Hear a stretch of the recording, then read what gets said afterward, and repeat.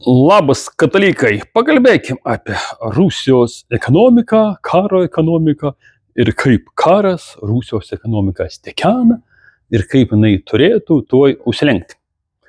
Paimkim 3 valstybės, kaip pavyzdį. Rusija, Lietuva ir Vokietija. Paimkim vienodas sąlygas. Kiekviena valstybė išleido po milijardą. Toks būna eurų savo ginkluotei įsigyti. Pradėkim nuo Rusijos.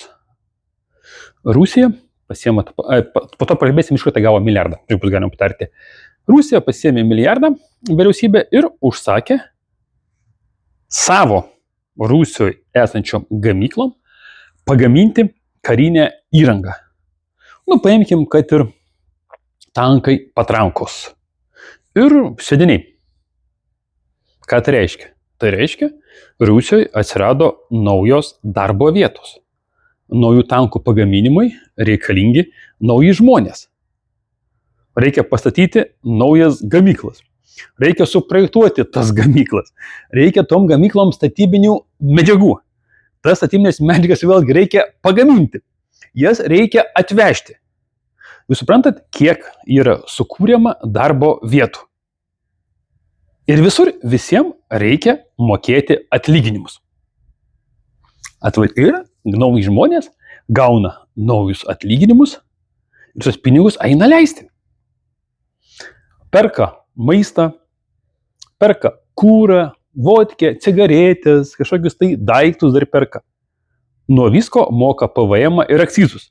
Valstybė jau atgal dalis tų pinigų sugrįžta.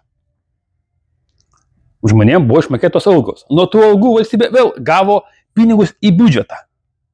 Suprantat, kad karo pramonė Rusijos atveju tai tik tai didina Rusijos ekonomiką. Nes Rusija sankcijose, taip, Rusija beveik nieko neperka iš užsienio. Taip, gal ten kažkokių tai mikroelementų, gal tų mikroschemų, ten kažkiek gal kažko reikia nupirkti, bet laidus pasigamina. Metalą pasigamina, svidiniam jie viską pasigamina iš savo medžiagų, vėlgi karjerai turi dirbti, vėl reikia viską vežti, visur kūriamos naujos darbo vietos. Kai kas sakys, tai ten Rusijoje nėra, ten mažas atlyginimas, žmonės sėdi be darbo. Aš jums dabar kaip tik paaiškinau, iš kur atsiranda naujos darbo vietos vien tik tai iš karinės pramonės. Rusija maždaug skaičiuojam, kad karinės išlaidos yra 6,5% nuo BVP. Kai kas sakys, taigi čia Putinas jau sakė, kad reikia mažinti ginkluotės. Tai taip, bet politikam duotas liežuvis yra tam, kad paslėpti savo mintis ir kad nesuprastumėt jo veiksmų. Tada apie tai galima irgi daug šnekėti, bet čia jau kita tematika, ką ir kaip šneka Putinas ir ką ir kaip reikia suprasti. Taip, kad Rusijos atveju karinės išlaidos skatina ir didina ekonomiką, arba tą patį jūsų mylimiausią skaičių BVP. Dabar iš kur tą gauti milijardą? Rusija gali atsispausdinti pinigų. Kai kas sakys, taigi iš karto ten bus infliacija, jūs spausdinsi daug pinigų. Jeigu įdomu, rašykit, galim šitą atskirą video apie ekonomiką, dėl ko Rusijoje nebūtų infliacijos. Viena paprasta priežastis, kad Rusijoje yra nedamonetizuota. Rusijoje pinigų kiekis rinkoje, kur sukasi, yra labai mažas. Paprastai pinigų kiekis, nesvarbu, ten elektroniniai pinigai, ta prasme, sąskaitose skaičiukai, ar geri pinigai turėtų maždaug būti pinigų masė. Turėtų būti lygi BVP. Jeigu atsimenu, Rusijoje šiuo metu tik tai 24% nuo BVP yra pinigų masė. Tai dar galima 76% pinigų spausinti ir Rusijoje tas į infliaciją niekaip netakos. Tas, kas mokinatės ekonomiką iš ekonomikos vadovėlių, to nesuprasit. Pas jums nėra. Grafo, geografinė ekonomika, politekonomija. Ten labai sausas ir tūpas elementarus vadovėlis, kuris negali paaiškinti, kas dabar vyksta pasaulyje su ekonomika ir kaip tą klausimą įspręsti. Nes nėra vadovėlė apie šitą tokią situaciją. Pagal tą vadovėlį tai būti negali. Negali būti dėl to, kad negali būti. Tad, Rusijos atveju viską supratom, ne? Faina. Tikrai, realiai. Išlaidos gynybai skatina ekonomiką. Grįžtam, ateikim prie Lietuvos. Lietuviai pakėlė mokesčius, pasiskolino pinigų ir milijardą sumokėjo amerikiečiam, švedam arba vokiečiam. Viskas. Ginkluotė gaus kada? 335 metais. Ekonomikos nepaskatino. Ekonomika tik tai kaip tik sustabdė. Dabar suprantat, kad yra skirtumas. Kaip leidi pinigus kariniai pramoniai? Ką mes galim pasigaminti iš to milijardo savo? Daug dievė kažką tai pasiūti uniformą kareiviam. Galim? Turbūt galim. Mes audinį patys pasigaminam? Turbūt ne. Iš kur pirksim? Iš Kinijos. Tai maks, mes kažką tai kažkur galim ten iš to milijardo kokius 2-3 milijonus Lietuvoje apsukti.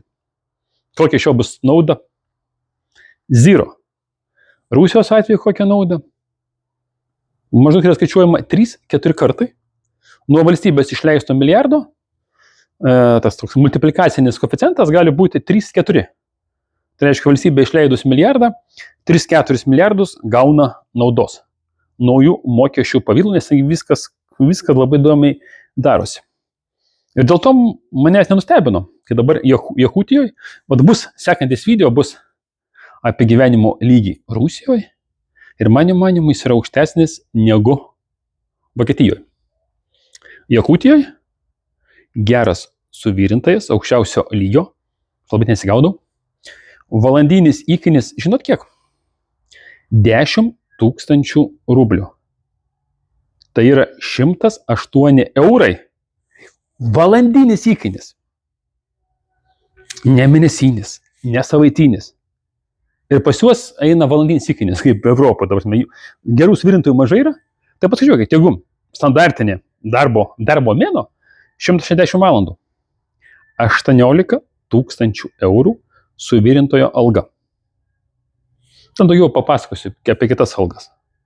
Kiek toj pačioj Jakutijoje. Ir žinai, ne vaktinis metodas, kai tu kažkur važiuoji ten giliai į šiaurę, ten dirbi 3 mėnesius ir po to grįžti. Čia normaliai gyveni, Jakutske, mieste, tave nuveža į darbą, plius dar, 3 kartų maitinimas duodamas nemokamai. Duodama visa apranga darbinė. Ir tu gyveni sostinėje, Jakutske, 400 000 gyventojų. Grįžtam vėl prie Lietuvos. Su Lietuvis viskas aišku.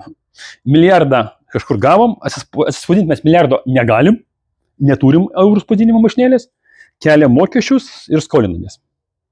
Kas mėnesį mokam procentus už skolą, mokam naujus mokesčius, smogiam savo ekonomiką ir koks tolkas? Nulis. Ginkluotės mes negausim, realiai mes jos negausim. Gavom kažkada tai tanketės anksčiau sakytas, kurios nelabai veikia, nelabai šaudo, nelabai važiuoja. Niekas apie tai nešneka, nors šiek tiek šnekėjo. Dabar paimkime Vokietijos atveju. Vokietijoje biškai geriau negu Lietuvoje, bet žymiai blogiau negu Rusijoje. Vokietija dar gyvena šitoj globaliam pasaulyje. Sankcijos dar Vokietijai neuždėtos, pati muitų neįsiveda. Bet jinai nusprendė, kad sunkioji pramonė arba Vokietijoje pramonė nėra reikalinga. Uždarinėja gamyklas. Kas nesąmonė taip nėra. 100 su viršum milijardų kubinių metrų dujų, laksto čia šitie jakutai, ypatingai naktį mėgsta čia padriftinti, pavarinėti su motociklais. Miesto centre gyvenu. Daugiau negu 100 milijardų kubinių metrų sumažėjo dujų suvartojimas Europoje. Ką tai reiškia? Tai reiškia, verslas užsidarė. Tai reiškia, vokiečiai jau kažką dar gamina, tai kažką tai gamina. Tai sakau, mes iš Volkswageno pastatysim tankų gamyklą. Tada reikės nugriauti Volkswageno gamyklą ir statyti naują gamyklą. Turint omeny, kiek Europoje užtrunka popierizmas, tai Lietuva irgi, girdėčiau, čia turėjo būti šitas svedinių gamyklą statyti. Netgi statymus pakeitė, kad gali statyti kur nori, nors regioniniam parke ant ežero kranto. Kažkaip tai daugiau negirdėjau. Dabar iš Akėmos darys dinamito gamyklą, minų ten gamyklą. Bet Europoje viskas tik tai yra ant ledžiuvio ir pinigų vagystės. Bet tik to. Vokietijoje kažkiek tai pinigėlių ir liks. Ten yra tas metalo, gal kažkokios dar gamyklos veikia, bet vis tiek didžioji pinigų dalis išeis į kur? išeis į Ameriką. Palaikyti Amerikos ekonomikos. Ar gaus vokiečiai ginkluotę? Sau.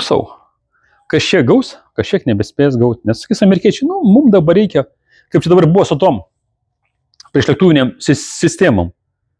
Tipo, vokiečiai turi sumokėti amerikonam, kad pateikti raketas, kurias duos Ukrainai. Amerikiečiai pasakė, mes dabar neturim savų, duokit jūs savas, mes jums kažkada pagaminsim. Nuostabus biznis. Amerikietiškas. Duokit mums barkių, mes gal ką nors pagaminsim. Ne, pagaminti tikrai pagaminsim. Bet ar duosim jum?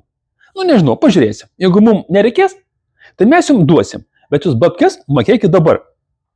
Jie matosi, kad skaitė. Ilfo ir Petrovas, mano viena iš mylimiausių kūrinių. 12, Aukso viršis. Ten man labai patinka. Aukso viršis. Jis sako, pinigai iš vakaro, kėdės iš ryto. Pinigai iš ryto, kėdės iš vakaro. Šitą amerikiečiai labai gerai moka ir šitą dalyką jie naudoja. Taip, mėlėjai, juk aš tikitės, kad įvykiai Ukrainoje nustekins Rusijos ekonomiką, parašykit, kurioje vietoje aš suklydau ir dėl ko taip turėtų įvykti. Ir dar įsivaizduokit, Rusijoje 20% palūkanų norma. Ir jie gyvena, įsivaizduojat? Dabar įsivaizduokit, Lietuvoje, jeigu būtų 10% palūkanų norma. Kas iš jūsų galėtų sumokėti verslai arba už savo butus kreditus sugebėtume sumokėti, jeigu jinai pakiltų 2-3 kartus palūkanų normą. Nežinau, kiek Lietuvoje kainuoja, bet manau, kiek bus 2-3% greičiausiai. Gal 3,5. Dėl to 3 kartus pakyla jums palūkanų norma. Sugebėtumėte išgyventi. Įdomu. Ar Rusai gali bet kada nuleisti savo palūkanų normą? Tai ką tai reiškia? Reiškia įdomu. Jeigu įdomu apie ekonomiką, dėl ko visas pasaulis ir vakarų štabs ekonomika eina į subinę ir nieks nieko padaryti nebegali, galime padaryti atskirą video ar rašykit komentaruose. Bet kokiu atveju, jūs nuostabus. Be jūsų būtų visai liūdna gyventi. Myliu aš jums visus. Ar galima nemylėti tokių nuostabių žiūrovų? Ar galite tokios komentarus rašot, išplėstus, daugiau negu 3 žodžių, ką YouTube'as labai mėgsta. Ačiū jums visiems. Tikiuosi tokie ir išliksit.